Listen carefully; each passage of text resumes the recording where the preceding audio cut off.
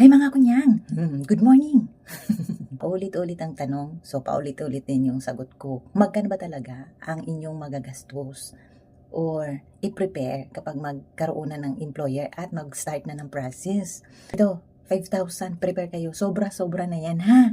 Kasi yung mga first timer, yun lang naman ang gagastusin ninyo. Medical, training, at saka yung pag-ibig daw, meron nang mabayaran. Basta, sobra-sobra pa yung 5,000 pesos.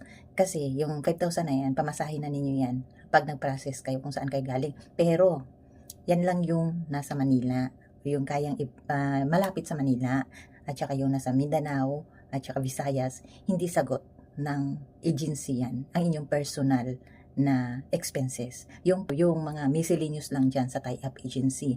Yung mga ex-abroad naman, mas lalong wala masyadong gagastusin. Kasi wala na silang training at free medical.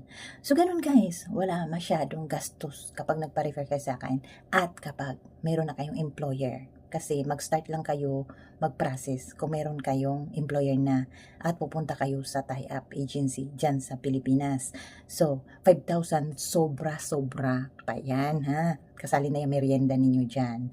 At yun guys, pero bago kayo mag-process, i-make sure ninyo, tanungin talaga ninyo ang agency dito.